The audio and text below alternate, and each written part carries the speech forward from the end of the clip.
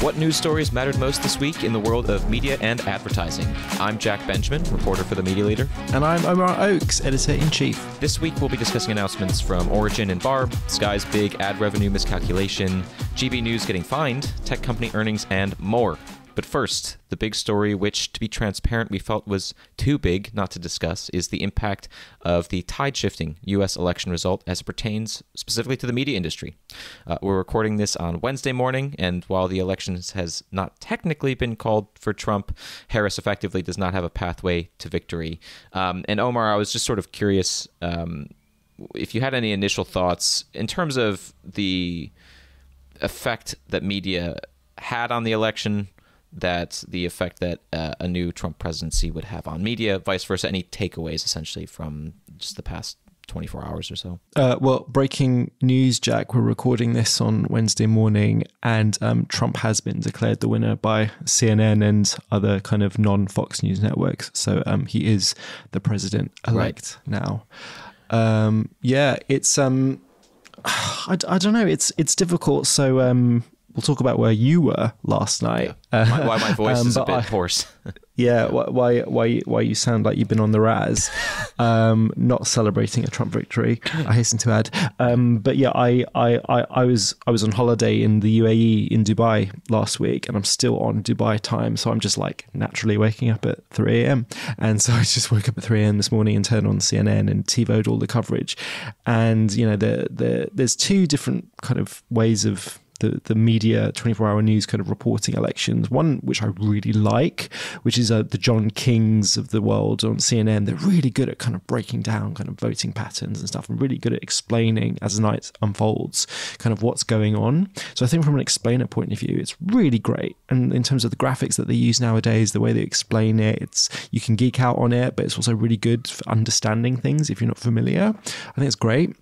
What I continue to hate, and it might kind of explain the Trump phenomenon, is the kind of hot take punditry that comes with 24-hour news coverage.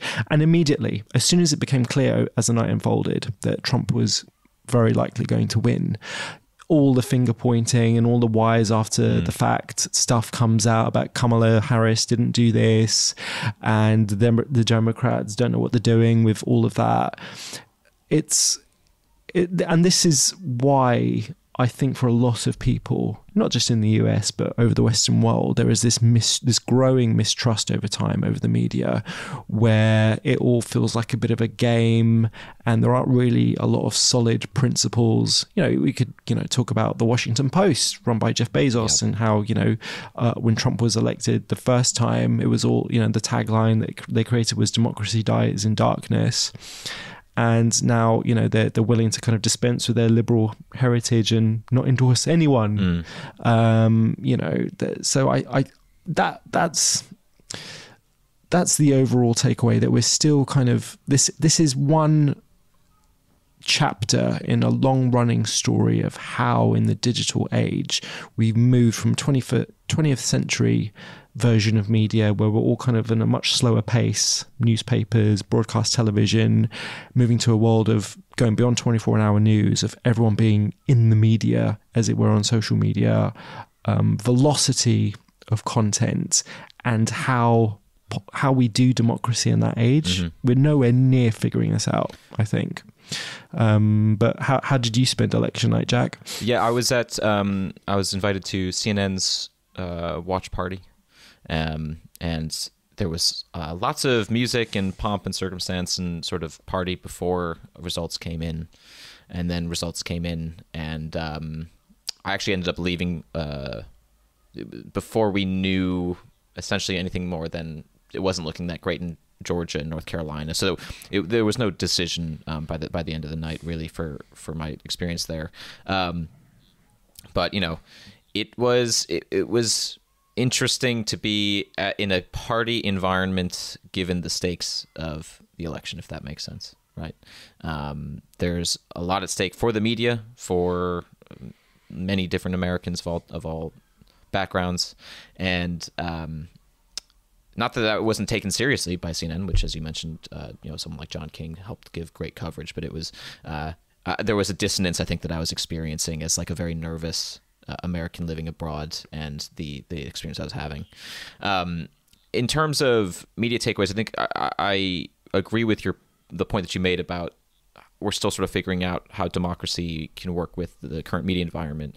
You had Elon Musk, who of course came out full-throated in support of Trump, and he posted on Twitter, his immediate response was, "You are the media," meaning whoever on Twitter it is that is posting presumably things that he agrees with and is getting bumped by the Twitter or X algorithm.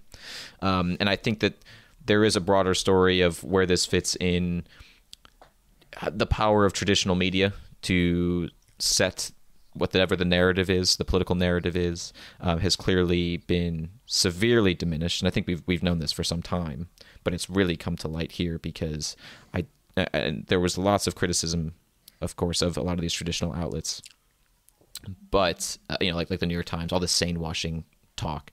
But anyone that actually read any of those traditional outlets, I think, consistently would have an understanding of what was at stake at this election. And I think most people just didn't read or watch a lot of the sort of coverage from traditional outlets, and people are getting their news sources from elsewhere. And that's having an impact on how people are voting and understanding the world around them. I would also note that in terms of social media impact, it's worth remembering a few other things. Meta's made decisions not to promote political content on its platforms, particularly Instagram and Threads, which is its ex-competitor. Not saying that necessarily had an impact, but it's certainly interesting to sort of see how these social media companies have decided to deal with their responsibility to democracy. And both campaigns also leaned heavily into social media, into podcasting. I mean, some people were calling this the podcast election. I don't know if you listened to Donald Trump or J.D. Vance on Joe Rogan, but it was like 6 hours worth of content that was produced there. I haven't heard any of that. Have you? Listening? No, I don't, and it's interesting to kind of, I mean, this will, rightly or wrongly, this will be one of the narratives and the whys after the fact conclusions of this election, where these young men apparently coming out to vote for Donald Trump, being heavily influenced by the Elon Musks and Joe Rogans of the world. It's incredibly disappointing that young men in particular don't seem to feel any responsibility for the misogyny and the hate, and Donald Trump being a convicted felon, sexual assaulter. It doesn't seem to resonate it. And even though, to your point about the established media, and there's still sane washing, but there was, if you are a regular newspaper or broadcast media consumer, you should have everyone's gone into this election knowing who Donald Trump is. Right. I would hope there was no hiding who he is. Yeah. But it's kind of really shown a lot of people that it's a disaffection that goes way beyond media consumption. One other thing I do want to note in terms of the media impact, TikTok, of course, was still waiting to see the result of whether or not it was actually going to be banned in the US. And Trump has previously signaled he's very opposed to the ban. That occurred after a major donor of his, Jeff Yass, who has a large stake in ByteDance, apparently had a conversation with Trump, and then he came out a few days later as being anti-ban. So TikTok might not be going away.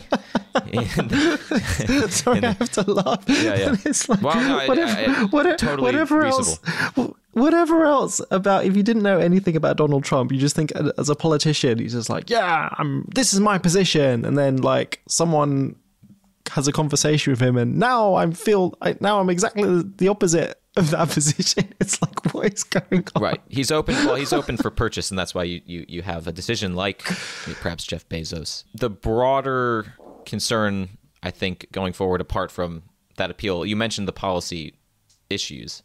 The tariff issue, whether or not that actually happens, I mean, we could be looking at a completely crashed global economy in 12 months. Not that I'm trying to scare anyone, but 20% tariffs, I think we've talked about this previously, would not be good for anyone. And business leaders need to be aware of the possibility. I mean, I think it seems like many business leaders in the U.S. think they can maybe control some of that impulse and have some influence and not, maybe broker some deals and not have tariffs done. But it's something to keep an eye on as it affects all businesses and therefore affects marketing budgets, media, etc. To bring it all back around. Any last words on the election? democracy hasn't died. Look at what we're doing right now, having this podcast, having a discussion where, we have the confidence to say what we like, even though, a very, most people in most countries would, not have the ability to do that without at least some kind of risk. There are many countries where journalists can be locked up. And I really fear that America is going to go down a road where journalists are going to be cowed into not saying whatever they like. But look at compared to, when America was first born, democracy isn't just something that is kind of inherited. It has to be something that you fight for. And that's why when, we get all high and mighty and we talk about why kind of we do what we do at the media leader and we have certain values, which sets us apart from other trade media. Why do we do that? It's because we believe that media has the power to make life better for everyone and to make life more interesting. We don't want to be like China or Russia, if for no other reason. Life is generally boring compared to the West because you don't have freedom of expression, you don't have artistic license, and you don't have diversity of ideas, and that is at stake as well. And if you believe in democracy, if you believe in vibrant media, and the way to keep it free and accessible for all is to have an ad-funded media, by the way, then it's something that you have to fight for. And I've written in my column that you can't be pro-Trump and pro-media, because you can't be pro-authoritarian and be pro-media, because it just doesn't work. So I'd be optimistic that human progress and having a free and vibrant media is something that I think human beings will want to do, because we want interesting lives, we want prosperous lives, and the Trumps will come and go, just as other authoritarians have come and gone before. Well, I appreciate the relatively optimistic disposition. Personally, a bit more dead inside today, but people should listen to Omar maybe, and maintain obviously hope and yeah, keep fighting for those values that I think you laid out very well just there. So apart from the election, I do want to move us on. So many different news stories in the world of media, and we're going to go through a number of them one by one. So first, Isba just launched Origin Media, its first Origin Media Landscape study. That happened just this morning, in fact, as we're recording. It's a quarterly survey of 80,000 Brits. Reckon it's pretty important. Yeah, so you cover this for us. We've obviously covered Isba's Project Origin, the cross-media measurement platform that has launched in beta mode now. It's due to be open to the whole industry, for Isba members, from the beginning of next year. So why are they getting involved in what looks like insight and research? I think it's about providing additional value and confidence in Origin as a measurement tool. So the survey aims to track individual household demographics, media behaviors that could include device ownership, TV and streaming usage, radio and podcast listening, social media usage, also how people are spending their money at banks and supermarkets and more. And all that data will be baked into Origin. Advertisers will be able to look at cross tabs of that, and I think the idea is to give a more holistic product, and it seems like advertisers have responded warmly to the Origin beta so far, and this is just another way for them to, I suppose, feel more confident in the product that Origin is delivering. Having a quarterly updated survey of consumer behavior is always going to be useful to advertisers, especially if they're trying to target across different types of media channels, to actually know, okay, maybe people generally are streaming more this quarter than they might have been the quarter prior, or maybe they're using social media more. I mean, these are all useful data points that could help with media planning. And I would say it seems like the response that advertisers that are already in the beta trial to this data to this survey data has been positive from what I've heard. In TV news, Sky Media owes its advertising partners hundreds of millions of pounds after the broadcaster discovered they had been under-reporting revenue. The misreporting dates back as far as 2017, before Sky was acquired by Comcast. Sky Media is, of course, the ad sales arm of Sky. It sells advertising on Sky channels as well as for Paramount, for Warner Brothers Discovery. Jack, what happened? How did this happen? It's a good question that I'm frankly still trying to sort through. It's a remarkably big mistake, especially for something to be occurring for 7 years in a row without being caught. We do know from reporting from the Sunday Telegraph that some people have already left Sky Media in relation to this mistake. Don't yet have information exactly on who that might be or how many people were affected. But I would say that the big deal here is sort of the background context under which this happened. We're talking about a time period in which, as we've talked about already, the TV industry has transitioned further away from linear and toward a digital environment. And so if you're having an underreporting happening of revenues, especially for the linear side of Sky's ad sales on behalf of these partners, then some of the broadcasters perhaps have been making decisions about accelerating the shift to digital based off of faulty information about the health of their linear business. And I think it's a tough pill to swallow, because you don't know if you were working with all the information that you could have been working with when making probably some really difficult decisions about how to transition the TV business into the future. Apart from that, it also, of course, undermines confidence in Sky Media as an ad sales house. I don't know if you have any extra thoughts on that, but of course, the other major ad sales houses, Channel 4 and ITV, I'm sure will be looking to pick off business. ITV has already been sort of angling itself as sort of a leading sales house, especially for the digital side. So I wouldn't be surprised to see maybe growth in their direction anyway. There's no getting around it. It's incredibly damaging.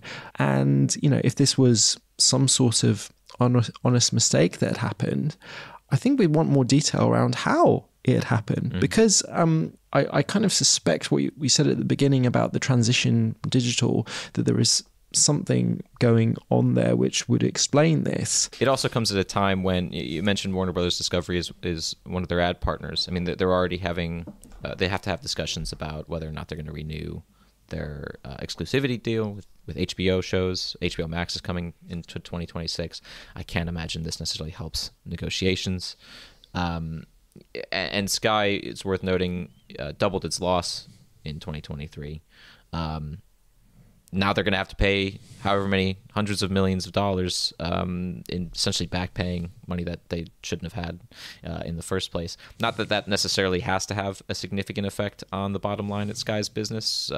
It's a much multi-billion-dollar business, but I would, depending on how they account for it, we could see that show up in 2024 results as well.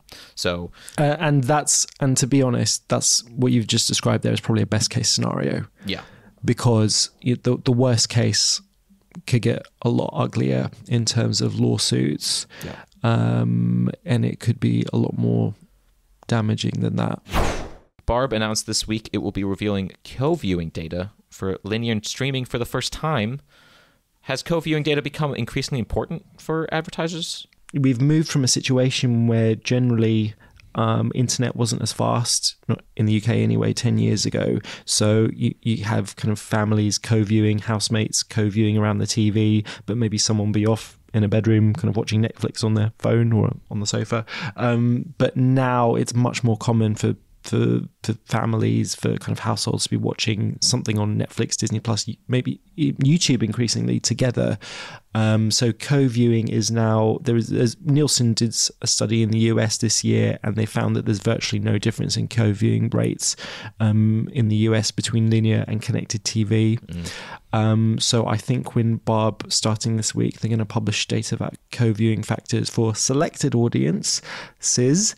I think that data should bear that out as well. And it's just part of the long-running story where effectively everything is becoming digital increasingly in TV. It's also interesting to note that at the end of last year, YouTube shelved plans. They postponed plans to launch its own co-viewing ad measurement plans. They were due to do this at the end of last year. US media agencies were asking lots of questions about, okay, so you're not a JIC, you're a platform. How are you calculating the number of people who are watching YouTube at the same time? What's your methodology? How are you verifying that? And they didn't seem to get very many answers. So YouTube was due to launch this in beginning of October this year, but I've not seen any announcement on that. So it's interesting that Barb, it looks like they're getting out there first, and as YouTube increasingly wants to have more access to TV budgets, getting there first in terms of co-viewing among all sorts of minimum standards for video viewing, which is relevant to what we were talking about Project Origin before. See previous podcast for that. It's important in this ongoing push for minimum standards in media measurement. I was away last week, but it was the first budget of the UK Labour government since it came into power this summer. Jack, you cover this for us.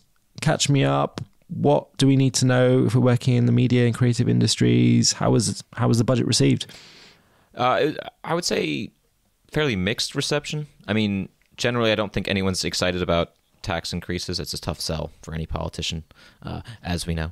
There wasn't a whole lot in the budget that was specifically related to media. The BBC World Service did receive a funding increase of an undisclosed amount for 2025 and 2026, which is significant given the World Service in recent years has had to make some cuts in different places due to a lack of funding. But in general, the sense is that the Labour government is wanting to sort of toe this line between needing to raise funds, but also wanting to be very pro-business, especially in the promotion of the creative industries, which they've talked about several times at some of our own events, at other industry events over the past couple of months.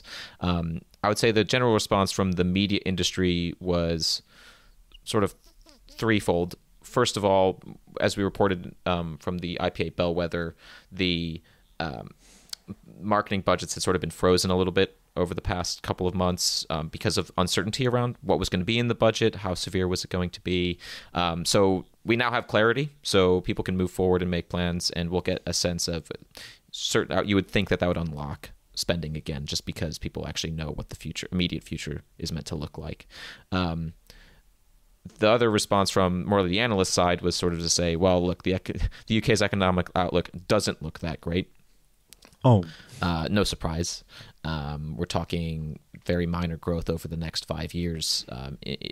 And so that's not necessarily positive, but marketing budgets have grown despite relatively lackluster growth over the past couple of years as well. And so clearly the creative industries are still doing well, but it could ultimately impact business confidence in the longer term, depending on how the economy actually performs. There was also criticism, as a third point, from IPA Director General Paul Bainsfair, who specifically criticized the tax rises, especially the national insurance rises, as being quote-unquote draconian. He said, quote, "The change to employer national insurance contributions represents a very significant increase in the cost base of agencies and threatens their ability to facilitate the growth the government says it is prioritizing. Moreover, shifts in employee rights will significantly affect how agencies recruit, retain, and nurture the creative minds that are essential to our sector's success." So a lot of the tax rises in the plan were targeting employers. We've talked a lot about how hard it is to retain talent in the media industry recently. We've talked about it over the past couple of years, and the concern clearly from the IPA is that because you're going to have to pay more in national insurance, that you might not be willing to hire quite as many people or pay them as much as they deserve, and they might walk elsewhere. So I think that is a broader concern around how to retain talent in an industry going forward, and that was at least highlighted by the IPA. In other TV news, GB News was fined for the first time by Ofcom, total of £100,000. It happened last week. The reason for the fine was for its coverage of the People's Forum, the Prime Minister. It was a Q&A broadcast featuring Rishi Sunak in February. I'm curious, Omar, were you expecting a bigger fine? And also, do you think a fine of, even if it was a bigger fine, would it change the editorial strategy for GB News and, more importantly, its financial backers? Well, it's not as big as what was the story last week? Russia fining Google $112 yes. trillion. Yeah, there were so many zeros. $112 trillion, Austin Powers style. So I honestly, is £100,000 a lot of money for GB News? It's been racking up losses of 32 million last year, 42 million the year before, something like that. I think what's more important, GB News, in their reaction to this, they called this an alarming development. I would take a slightly different view. I think this is a really positive development. I think this is what Ofcom should be doing. I think there was a risk that GB News would be seen to have broken the broadcasting code multiple times and action not being taken. And let's just remember what this is about. This isn't about left-wing, right-wing political views. This is about a regulator holding a broadcaster to account when they give politicians of any political party an unfettered opportunity to talk about their policies without any challenge or any attempt at balance, which is what was going on here. They had Rishi Sunak, the Prime Minister, just talking to people, and there's no challenge. This is important because this is about media's relationship with a governing party. This is the Prime Minister. The media is able to do what it does because the government essentially gives it the airwaves to an extent for free. We can't have a situation where politicians can just come on, particularly government politicians can just come onto a broadcasting channel and just have a free ad. Mm-hmm. Because if they have that, then other political parties should have that. Because holding politicians to account is way more important than any kind of curbing of free speech. Of course, I'm a free speech advocate, but you get more free speech on aggregate if you have a regulator holding a broadcaster to account for making sure that a government politician can't say whatever they like, and then we're not going to do that with the opposition. We're not going to give them a fair shake as well. So it's not a simple answer, but to be honest, it isn't a simple answer when we come to free speech issues. Whether £100,000 is the right amount, I don't know. I would just add, to sort of circle back to the discussion around the election, the fact that you do have a regulator in this country should keep things more honest. And this is perhaps an example of that. In the US, you used to have something called the Fairness Doctrine, which aimed to have a level of impartiality, or at least a fair amount of error to both sides of the political spectrum on an issue. And once that was removed in the 80s, that's when you started to see Fox News and more biased media. Openly biased media that's not challenging politicians of a certain type. And so I think this should essentially be celebrated as a regulator doing its job, and something that not every country, including the US, has the sort of privilege of having. Yeah, so another thing I missed last week to wrap up were the huge amount of tech earnings that we had in financial reporting season. Practically all the major big ones, the biggest advertising companies held those earnings last week. Jack, you covered them for us. What would you say the overall takeaway is? You're looking at Meta, Google, Amazon. It seems pretty clear that, at least in the short term, the investment in AI tools for advertisers has helped lead to growth. I mean, there's also just generally growth across the digital marketing segment, and we've seen that in a number of industry-wide reports as well. So it's not necessarily surprising to see big growth at Meta, Google, Amazon. They all saw double-digit growth. I would say it's pretty remarkable that a company like Google is still getting 12% year-on-year growth in something like search. I mean, that is it's a tremendous amount of money going to Google. Some of that is due to AI tools. Some of that, as mentioned, is sort of just the market moving in this direction more generally. For someone like Amazon, advertisers, I think, have responded really quite well to Amazon Prime Video ads, as well as just sort of advertising on the retail website, and sort of the mixture, essentially because the data that they're offering is especially compelling. So I've heard that from a number of advertisers. Likewise for Google, YouTube has become the biggest streaming service when it comes to revenue generation. It earned $50 billion over the past 12 months. And for comparison, Netflix earned just under $38 billion. And Netflix is huge, right? But YouTube is... Yeah, I've written about this in my column. You can't compare YouTube with Netflix. It's Fair different. enough. It's different content platforms. YouTube is a very distinct content sharing platform. And a lot of broadcasters, like Netflix, lots of others, they will use it as a distribution platform for marketing. But you can't put it in the same bucket as a Netflix. Netflix is still a broadcaster in the sense that it still commissions and takes very kind of risky decisions on commissioning, whereas YouTube is just, it lets the money roll in. You know, if you're a YouTuber and you want to make money from your channel, you've got to get 1,000 subscribers to your channels. You've got to jump through all these hoops just to make, you know, a bit of money from that. But the risk calculus is completely different. So yeah, I take your point. Like YouTube, as we talked about in the Barb section earlier, YouTube remains a hugely popular and growing video streaming channel, but we really kind of, we're making an error if we're comparing it directly to Netflix or Disney, etc. Sorry to labor the point. Very fair point. The last thing I would just mention with regards to Meta, saw 18.7% growth in ad revenue. Notably, the investment aspect is still coming, and it's true of Amazon and of Google, that the capital expenditures are all increasing because they're all investing in AI infrastructure to further grow, and Meta as well is also continuing to invest and pour so much money into Reality Labs. It's lost a tremendous amount of money over the past several years, but Zuckerberg has this vision of a future where everyone's wearing smart glasses, and we'll see if that'll pay off for him.